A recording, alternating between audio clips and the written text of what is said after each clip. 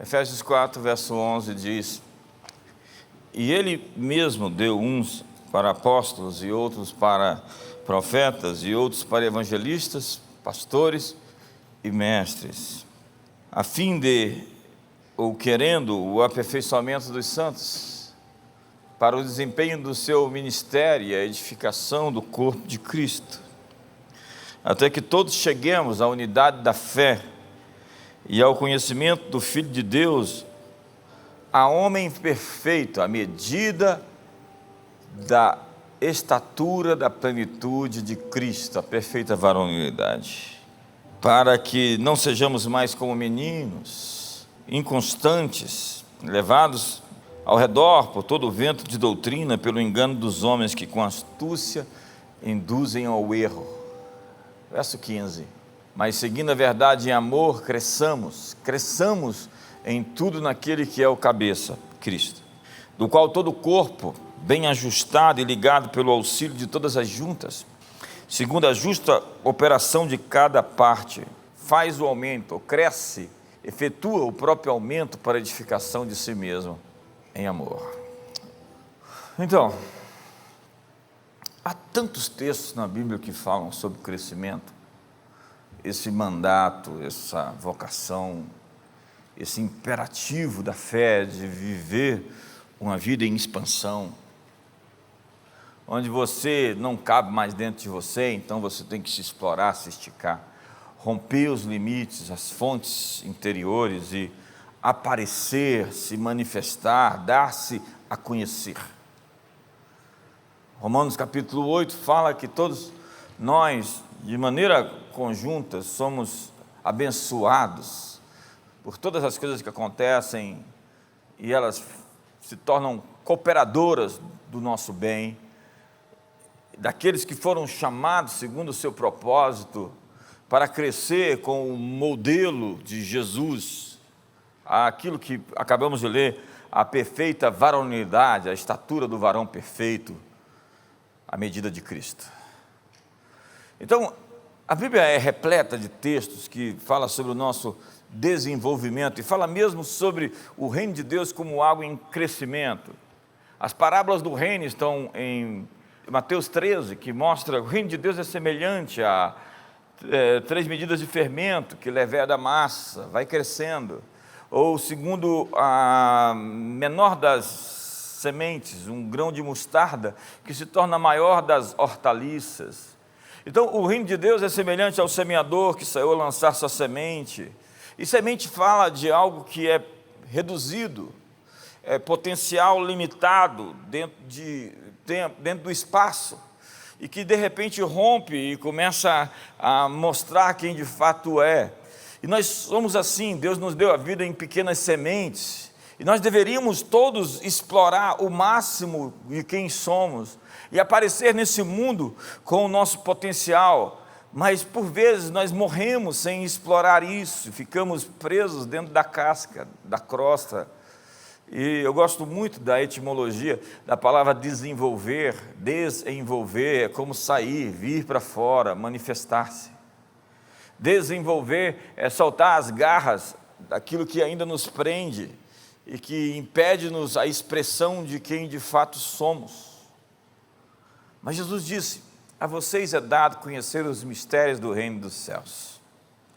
Sabe, um dos maiores prazeres da vida é ver os filhos crescerem, físicos, biológicos e também espirituais. É acompanhar o crescimento fase a fase. Sabe, uma das grandes alegrias é você ter alguém perto de você que você começa a perceber o seu aparecimento. Ela não está ali se escondendo mais e mais dentro dela, mas ela está desabrochando como uma flor que depois produz um fruto. E eu vos chamei para vocês deem fruto, e o fruto de vocês permaneça, e na verdade que seja muito fruto. E é engraçado porque cada fase dos filhos é interessante, cada uma delas é tão interessante. Tem um momento em que você começa a ter conversas sérias e conversas difíceis. Tem um momento em que você começa partilhar seu coração, tem o momento da amizade. Eu acho tão frustrante, as pessoas veem você com um bebê, com uma criança pequena, elas dizem, aproveita enquanto é tempo, passa rápido.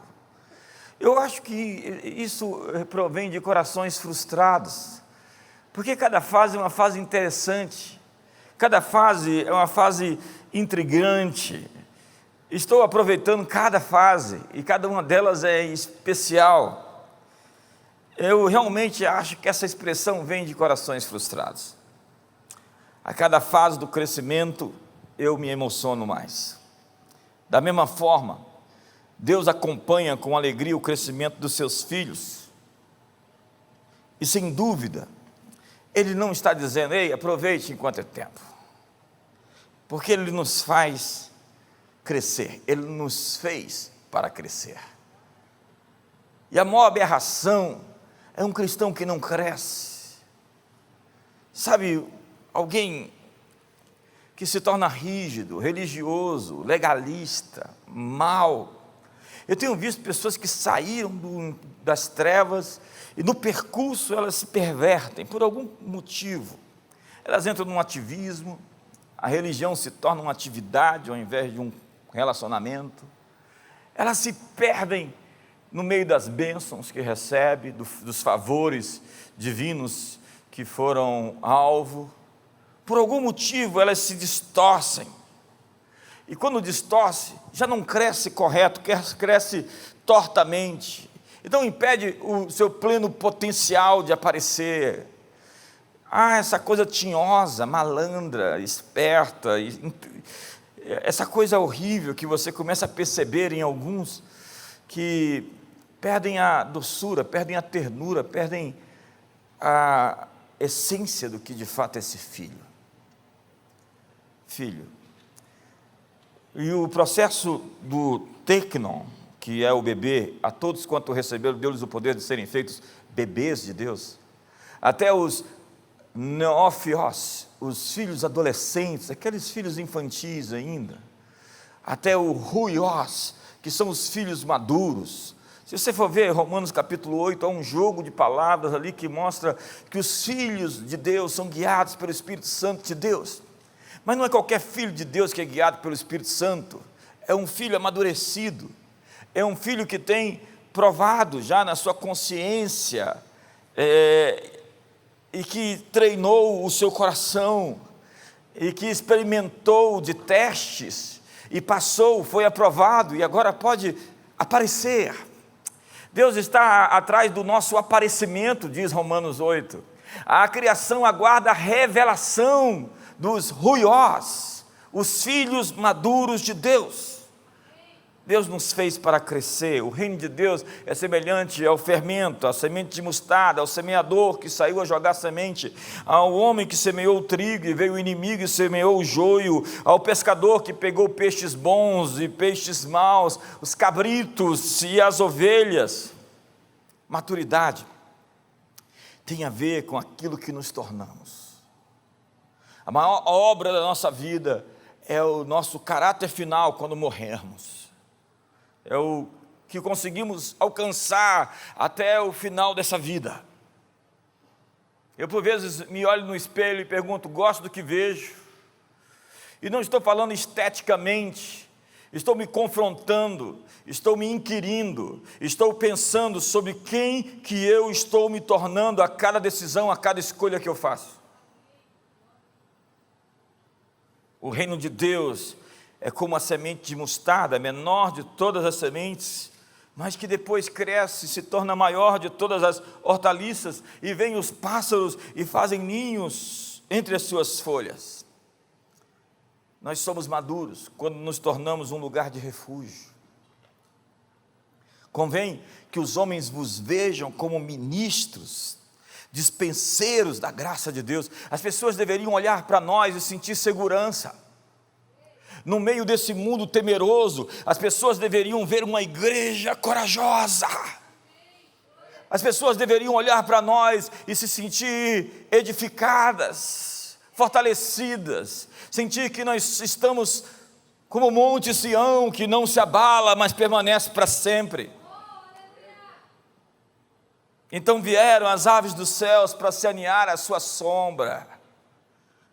Maturidade tem a ver com o que Deus pode confiar a mim.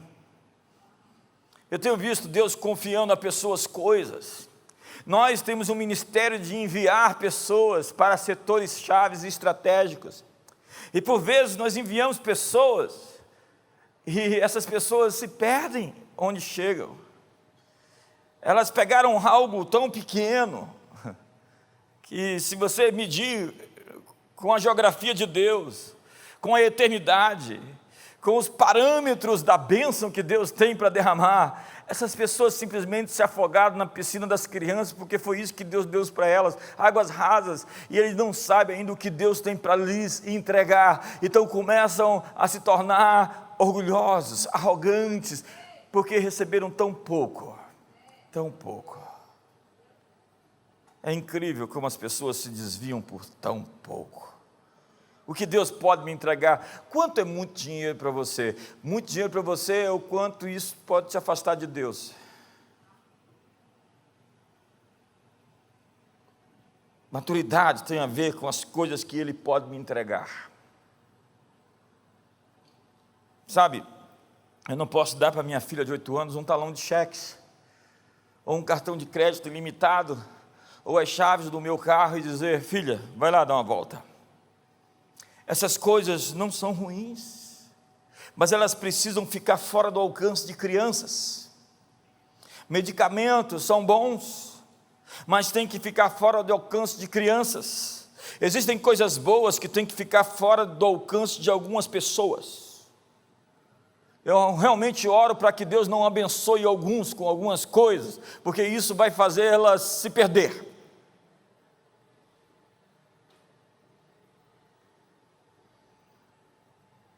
Eu já vi isso acontecer, acredite, eu estou nessa estrada há algumas décadas.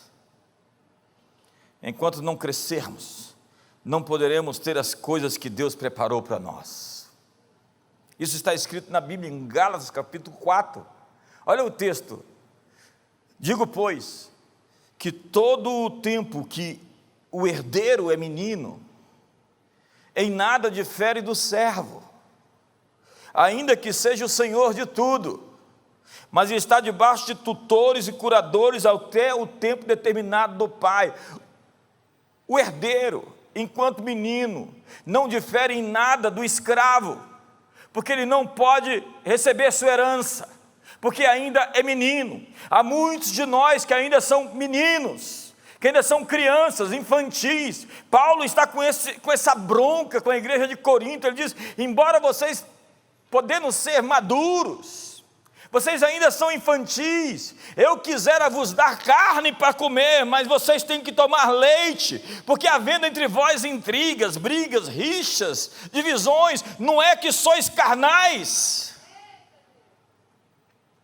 Sabe, há pessoas presas numa fase da vida, pessoas que queimaram etapas. Toda vez que eu vejo uma pessoa muito infantil, apesar da idade, eu falo: queimou a etapa, está querendo viver aquela etapa que não viveu quando criança. Gente presa na curva do tempo, numa fase psicológica que parou de crescer, gente que parou de se desenvolver. Idade não é sinal de amadurecimento. Tem gente que envelhece sem amadurecer. A idade biológica pode não bater com a idade emocional. Tem gente que é uma criança grande, ou um eterno adolescente, como eu disse aqui outro dia, por detrás de um adulto difícil, é uma criança ferida. Eu gosto do que diz o Pondé, apesar do que ele tem dito recentemente, não me agrada, mas ele disse que todo jovem que deseja ser sempre jovem, logo se descobre como um retardado. Se você tem mais de 30 anos e se considera a pessoa mais importante do mundo, você já fracassou como adulto. O narcisismo não é a marca de alguém que se ama muito, mas a marca de um miserável afetivo.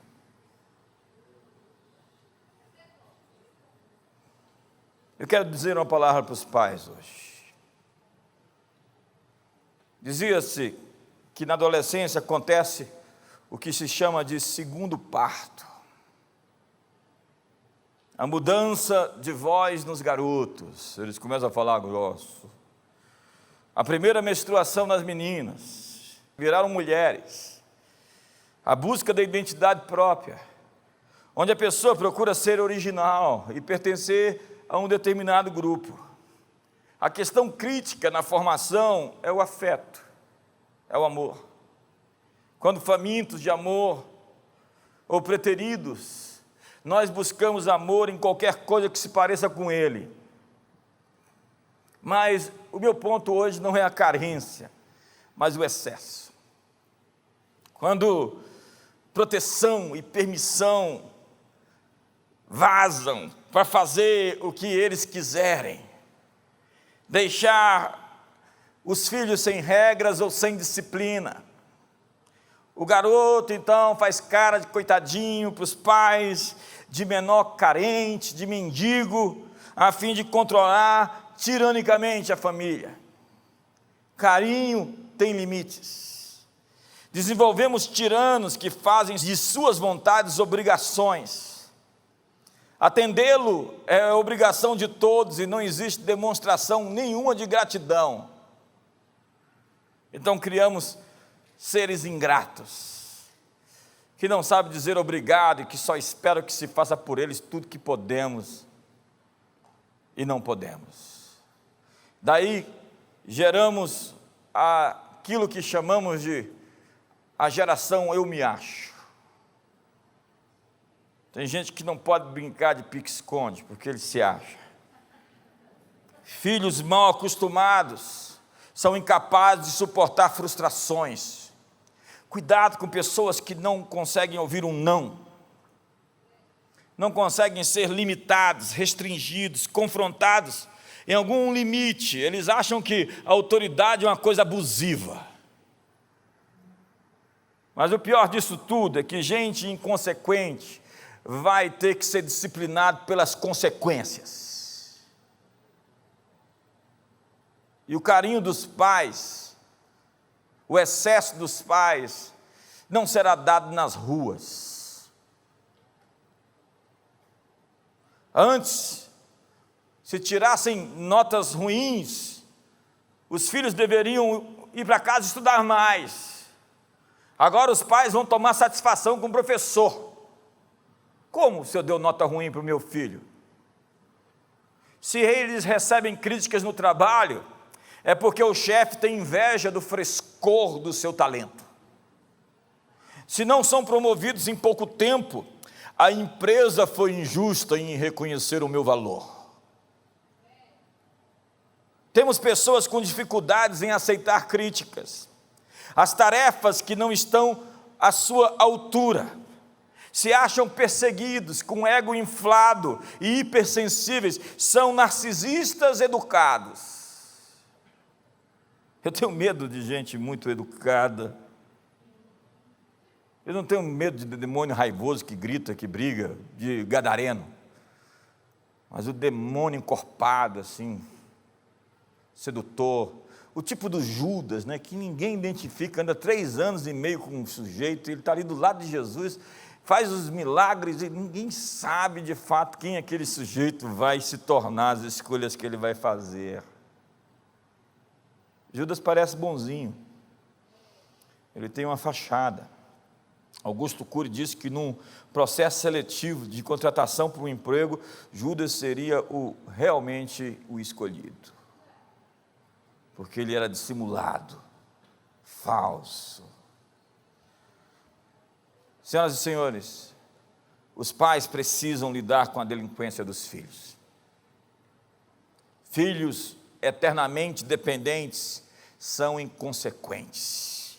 E repito, inconsequência será educada pela consequência. Paulo disse: eu não pude vos falar como a maduros na fé, senão como a crianças. Quando eu era menino, falava como menino, sentia como menino, pensava como menino. Quando cheguei a ser homem, desisti das coisas próprias de menino. Coisas próprias de menino é querer algo a qualquer custo. Foi feita uma pesquisa sobre maturidade de crianças com determinada idade.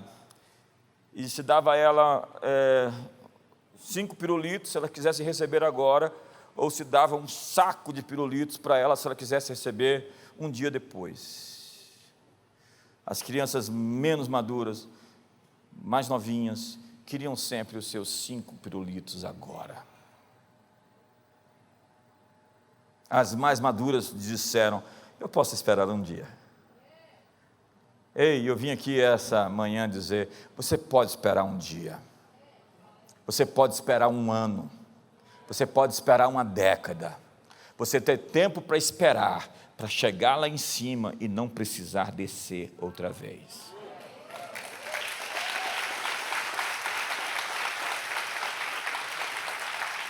A base da maturidade é a capacidade, é a tolerância à frustração. Tem gente que não consegue ser frustrado, já vai tomar remédio controlado. Eu quero um antidepressivo. Eu preciso de um Cymbalta, de uma pílula da felicidade. Por quê? Porque não fizeram o que eu queria.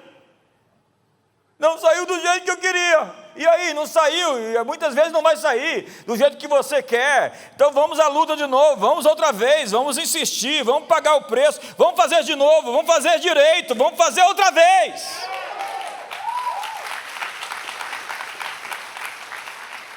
O Cote diz que a maturidade se define como o amor à repreensão. Quando alguém ama o confronto, a repreensão, essa pessoa de fato é madura. Há pessoas que não sabem passar por contrariedades. Mas entenda, a vida é como uma corrida de obstáculos. Espere obstáculos. Obstáculos surgem, você diz: eu estava esperando você. Então um gigante aparece: fui avisado, estou aqui pronto para te derrubar. Então quando o inimigo aparece, você diz: eu nasci para derrotar você. Eu vim a esse mundo com o propósito de te vencer. Resiliência é flexibilidade. Pessoas inflexíveis têm posturas defensivas. Tem gente que você já chega para ela, ela já está armada. Falou: ué, o que eu fiz? Outro te feriu e você está armado comigo? Tem gente que foi de alguma maneira abusada por uma autoridade, e quando ela enxerga outra autoridade, ela diz: eu sei quem você é. Não, você não sabe quem eu sou. E o pior de tudo é que tem gente que foi ferido pelo pai. O pai o abandonou, o pai o deixou. Então até hoje ele está atrás do velho que o deixou no momento em que ele mais precisava. Ferido pela orfandade. Então, pessoas inflexíveis têm diálogos conflitantes e são fáceis de ser quebradas. Sabe, alguém que qualquer coisa quebra. O Mr. Vidro, o homem de vidro. Nós já chegamos a extremos nessa vida. Paulo disse: eu não quero vos esconder a natureza da luta que eu tive na Ásia, porque lá eu lutei a ponto de desesperar da vida. Paulo não está fazendo drama. Tem gente que faz drama com a unha encravada do pé. Tem gente que faz drama com tudo à sua volta. Tem gente que vive de drama. Tem gente que é uma vítima. Sabe, nós precisamos de uma experiência de celebração, de reconhecimento, de ovação e de desprezo, de rejeição. Nós precisamos aprender, como diz Paulo, em tudo eu sei estar contente. Esse é um texto muito poderoso. Em tudo eu sei estar contente. Eu sei ser celebrado e sei ser menosprezado. Eu sei ter o muito e sei ter o pouco. E ele termina dizendo: eu posso todas as coisas naquele que me fortalece. Tem gente que precisa do elogio. da ovação, da celebração, o tempo todo está mendigando amor, aceitação. Mas se você não vive dos louvores das pessoas, você não vai morrer por causa das suas críticas. Maturidade é conseguir achar pontos de equilíbrio para andar sem cair. Há pessoas que vivem em extremos, e crises são os testes para as próximas fases da vida. Quando você faz o teste e passa, então você passa de fase. Quantos fizeram prova aqui e passavam de ano, passavam de fase? Assim como você vai para a sala de aula para fazer prova, para passar de ano, na vida, essa grande sala de aula, você passa por testes a fim de ser aprovado. E se você está sempre preso numa mesma luta, é porque você tem sido reprovado nos testes que está fazendo. Você precisa melhorar, mudar a sua estratégia, mudar a maneira de se comportar. Se você sempre exige das pessoas aceitação, no momento em que você encara a rejeição, como diz a Bíblia, dê a face o que te fere, fartos de afronta. Quando você se farta de afronta e você diz, é isso, obrigado. Quando você toma a sua cruz e como Jesus sabe ser rejeitado, o mais rejeitado de todos os homens, quando você encara isso como parte do seu chamado de crescimento, e que você aceita a rejeição das pessoas sem se ferir mais, você está pronto para o seu salto, para o próximo nível, para a próxima fase. Acredito, nessa estrada nós já fomos rejeitados e repudiados por vezes. Esse é um teste do ministério. Todo homem de Deus na história, desde Jesus, Davi, os profetas, eles eram celebrados ali e odiados aqui. E isso nos dá o equilíbrio que precisamos para não viver de louvores, não viver de elogios, porque um homem é provado pelos louvores que recebe. José passou pelas fases do seu crescimento: o poço, traído, comprado pelos midianitas, vendido no mercado de escravos, caluniado, difamado. Imagine se ele fica preso ali na casa de Potifar. Então foi preso. O que fez José em cada fase da sua vida é que definiu a sua passagem para a próxima fase. Deus fez então que ele saísse da cadeia para o palácio. Nós somos feitos para crescer. E crescer dói.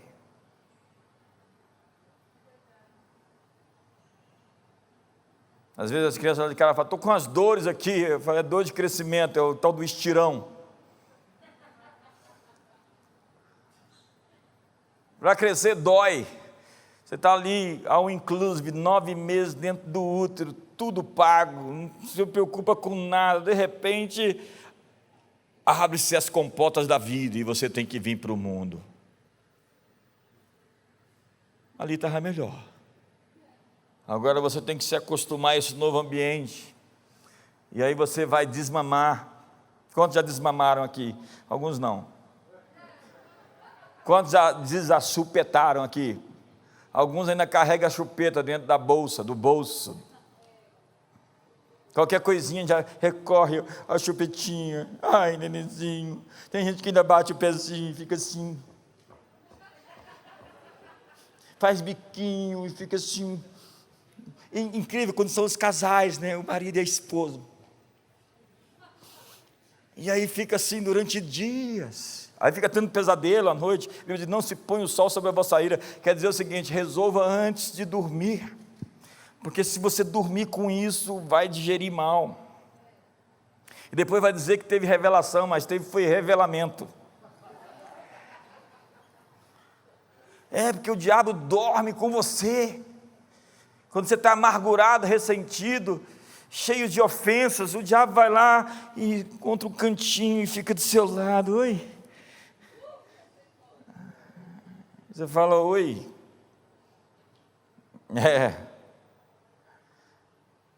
A natureza do reino é crescimento. Se você está no reino, você deveria crescer. As pessoas não decidem seu futuro, elas decidem seus hábitos, e seus hábitos criam seu futuro. Eu vou repetir isso. As pessoas não decidem o seu futuro, elas decidem os seus hábitos, e os seus hábitos criam o seu futuro. Eu vou repetir outra vez.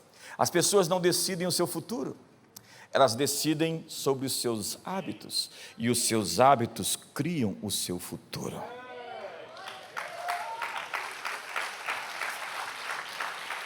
O que entra em você determina o que sai de você. Vai se encher de lixo cultural para você ver o que você vai pensar e falar.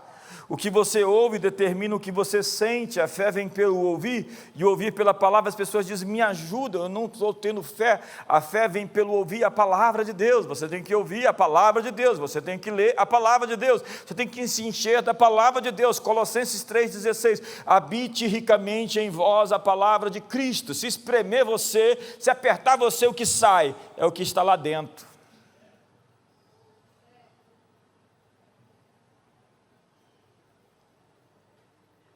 Sua mente é o seu maior investimento na terra. As pessoas gastam dinheiro com muitas coisas. Pergunta, o que você gasta com seu cérebro? Sua mente é o jardim onde cresce o fruto que nasce e sustenta você. Não permita que uma serpente invada o jardim da sua mente, dos seus pensamentos. Sua mente é onde a sua motivação nasce, é a sua fábrica de energia, de criatividade. Seu cérebro gasta mais de 20% de toda a energia do seu corpo, você sabia disso? Por isso que ele é preguiçoso, ele não quer pensar, porque pensar dói. Algumas pessoas, a gente publica alguma coisa nas redes sociais, assim, do tipo, o culto, olha, participe de uma das nossas reuniões, tem um banner lá em cima com todos os horários, e todos os cultos, endereço e tudo mais. Alguém chega lá, qual o endereço? Que hora será o culto? Eu acho incrível esse tempo que a gente vive. As pessoas não se dão ao caso de olhar no banner e ver que está tudo lá descrito. O cérebro, ele tem preguiça de pensar, porque ele gasta muita energia para pensar. Ele é cerca de 1,5 kg, alguns têm mais, ou não, normalmente é, de peso. Mas ele consome uma energia, ele realmente gasta muita energia. Então, não ocupe a sua mente com pensamentos que vão te exaurir, desgastar. Tem gente que está cansado de tanto pensar, o corpo está exausto, deita na cama cansado e a mente continua trabalhando. E o pior é que às vezes a pessoa dorme e já sonha. E aquilo que você sonhou é uma tentativa de extravasar, de tentar entender e colocar em perspectiva tudo aquilo que você viveu durante o dia, as coisas que ainda te incomodam, as histórias não terminadas. Se você tem histórias ainda conflituosas, sem um fim, seu cérebro está lutando para dar um fim àquelas histórias. Então, você vai sonhar com aquilo, até que você tenha um final. Então, você pode intencionalmente criar o final de uma história que você precisa terminar. Se você, por exemplo, não perdoa alguém, aquela pessoa vai te acompanhar. É a Caroline Leaf que diz que você está ligado quanticamente com essa pessoa, há uma linha entre você e ela. E você quer repudiar aquela pessoa, tirá-la da sua vida, e ela vai habitar com você, dormir com você, você vai sonhar com ela, até que você decida perdoar, perder no ar, liberar, e diga, viva a sua vida e me deixe em paz. Eu sinto que você está pensando, seu cérebro está fazendo até barulho. Sua mente é onde a sua motivação nasce, é a sua fábrica de energia, de sua criatividade, mas amadurecer é um processo contínuo. Acredite, eu preciso continuar crescendo. Qualquer líder que não cresce em uma organização se torna um obstáculo para o crescimento dos que vêm depois. Uma organização tem uma tampa, É o que o John Maxwell chama da lei da tampa. E há pessoas que estão tampando o crescimento, porque elas têm um teto baixo, uma liderança fraca, e não permite que os outros vão além do que ele mesmo já foi, porque liderança é isso, é levar as pessoas aonde você foi, é tirar as pessoas de um ponto e levá-las a outro, mas para ir àquele outro ponto, você já tem que ter estado lá. Isso é ser líder, isso é a prática da liderança, é crescer e fazer os outros crescerem, como Paulo disse: meus filhos, por quem de novo sofra as dores de parto, até que Cristo seja formado em vós. A vida é feita de constantes transformações, nós estamos em mudança. Você não conhece uma pessoa, você conheceu ela, porque nós estamos nos transformando todo o tempo, e a Bíblia diz que a vereda do justo é como a luz da aurora, que vai brilhando mais e mais até ser dia perfeito. Por exemplo, eu não posso falar de alguém com quem estive há 5 anos atrás, com quem tive uma experiência boa ou ruim. Talvez eu tenha tido uma experiência ruim com essa pessoa há 5 anos atrás, mas hoje ela está em outra página. Então, simplesmente não meça as pessoas por você mesmo, pelos seus parâmetros definidos, reduzidos, porque você será medido com a forma que você medir.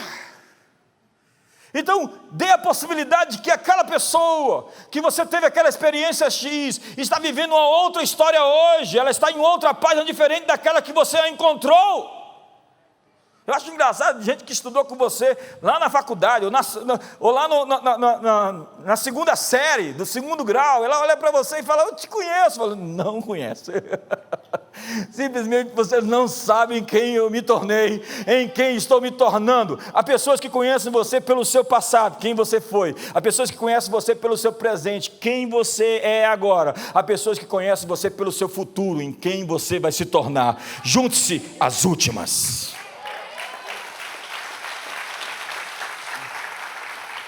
Então nós somos seres em transformação, e eu espero que você esteja se transformando para o melhor, porque eu já vi gente no meu caminho se desconfigurar, gente no nosso meio, e eu fico frustrado e falo: Jesus, e Jesus disse: eu também tive. Imaginou a situação de Judas, no meio de Jesus, no meio do fogo, no meio do avivamento, no meio dos milagres, com o verbo na frente, a palavra de Deus falando, o verbo encarnado, e o sujeito ainda apostata. Gente que se distorce, que se perverte, que alimenta motivações erradas e comprometem a essência do ser. Salmo 32 diz: bem-aventurado é o homem em cujo espírito não há dolo. Quando o dolo é aqui carnal, ele está aqui na epiderme. Quando é uma tentação, é uma situação. Mas quando ele penetrou a pele, quando ele entrou no sangue, quando ele se enraizou no coração, quando ele se tornou essência, natureza, personalidade, nós não conseguimos distinguir entre o mal e a pessoa. Pode o etíope mudar a cor da sua pele? Pode o leopardo mudar as suas listras? Poderia vós fazer o bem sendo maus? É quando a mentira se torna parte essencial de quem a pessoa é. Não dá para distinguir o mentiroso da própria mentira, porque é uma compulsão inveterada, uma natureza por mentir todo o tempo. E você e eu conhecemos pessoas assim, nem que seja pela televisão, aqueles políticos sem vergonhas, que no meio de uma situação caótica como a nossa, ainda tentam tirar proveito próprio da dor e do sofrimento das pessoas. Mas Deus fará justiça, a conta vai chegar.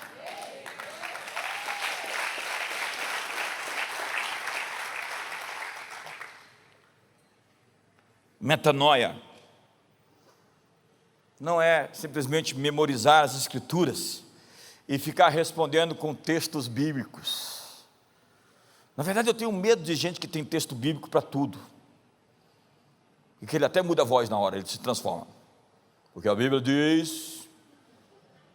Você fala o que a Bíblia diz sem precisar que a Bíblia disse. Seja a Bíblia sem precisar anunciar sua santidade, sua espiritualidade, sua grandeza, sua pureza.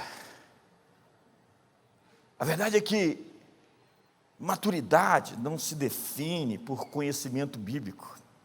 O diabo sabe tudo que está escrito na Bíblia. Ele é um psicólogo milenar que nos analisa e sabe mais sobre nós do que nós mesmos sobre nós mesmos. Metanoia é ver com os olhos de Deus, é quando a verdade se entranhou dentro de nós e se tornou natureza. Como diz o salmista: escondi a tua palavra dentro de mim para não pecar contra ti. É quando essa verdade é alimentada. Por isso, leia a Bíblia, ainda que não entenda, leia a Bíblia, absorva a Bíblia. Você está gerando no espírito, no coração, profundamente em seu ser, você está enraizando a verdade, e ela vai produzir frutos.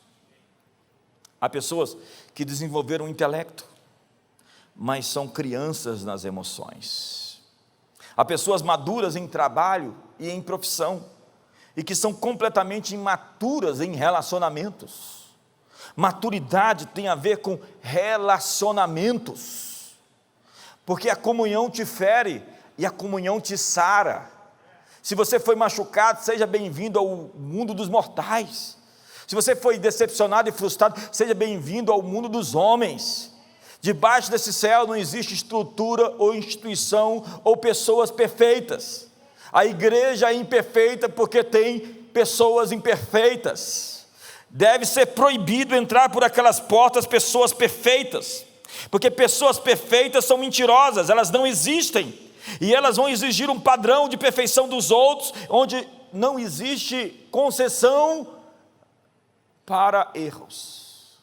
Elas são implacáveis e serão julgadas pela mesma medida com que julgam. Uma pessoa não é madura até que se desenvolva vínculos saudáveis com outras pessoas. Eu respeito gente que diz: eu tenho esse relacionamento, esse amigo há 20 anos. Ele é meu amigo, anda comigo há 25 anos. Ela é minha mulher há 25 anos, e é mesmo, minha única mulher. Eu respeito pessoas que têm relacionamentos a longo prazo, mas há pessoas que só acham vínculos com outras pessoas adoecidas. Os doentes se juntam, os murmuradores se procuram. É a lei do magnetismo. Um gambá cheira outro gambá, porque nenhum gambá consegue suportar o cheiro de outro gambá, só se for gambá. Gambás se cheiram. Alguém disse para mim esses dias, né, Jones? Como você, um homem de Deus, fica chamando as pessoas de gambás? Eu falei, eu chamo de gambá, e João o Batista chamava de raça de víboras. Jesus de serpentes, de sepulcros caiados, chamou Herodes de raposa. Então esse negócio de bicho está cheio de coisa assim na Bíblia. A gente não pode falar palavrão, então a gente chama de amalequita, de filisteu, já morreu, aquele cananeu. A gente não podia falar palavrão. A propósito, Tito capítulo 2, verso 8 diz: linguagem pura, para que o inimigo não tenha do que nos acusar. Crentes maduros não usam sua boca para o diabo falar.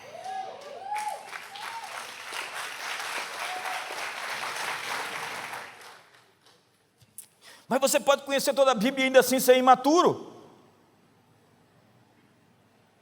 Há um movimento nos Estados Unidos da liderança dos homens que era chamado de Promise Keepers, os guardadores ou cumpridores da palavra, da promessa. Era o chamado dos homens tomar a liderança em suas casas como sacerdotes, proteger suas famílias, seus filhos, suas esposas, serem sacerdotes na família, com o texto de sede praticantes da palavra e não somente ouvintes, porque a sua maturidade não está enquanto você sabe o que a Bíblia diz, está enquanto você pratica o que a Bíblia diz. Saber sobre a Bíblia, o diabo sabe, mas acredite, ele não obedece. Os demônios creem e tremem, mas eles não seguem. Está na hora de nós aprendermos a perdoar, e não simplesmente a saber que temos que perdoar, a ser generosos com as nossas finanças, ao invés de saber que deveríamos assim sê-lo. Está na hora de nós vivermos o Evangelho, deixar a verdade se entranhar dentro de nós, até que ela se torne a nossa natureza. Assim são os filhos maduros. Você não exige que uma macieira produza maçãs. Macieira produza maçãs. É assim que nós dizemos aos filhos de Deus: produza o fruto do Espírito. Produza o fruto do Espírito. Não, basta crescer, que uma macieira vai produzir maçãs. Basta amadurecer, que os filhos de Deus vão produzir amor, alegria, paz, bondade, benignidade, fidelidade, mansidão e domínio próprio. O fruto do Espírito é o fruto da nossa natureza redimida. E quando nós amadurecemos e nos tornamos quem somos de fato, não nos é exigido fazer isto, porque nós somos isto. Fique de pé.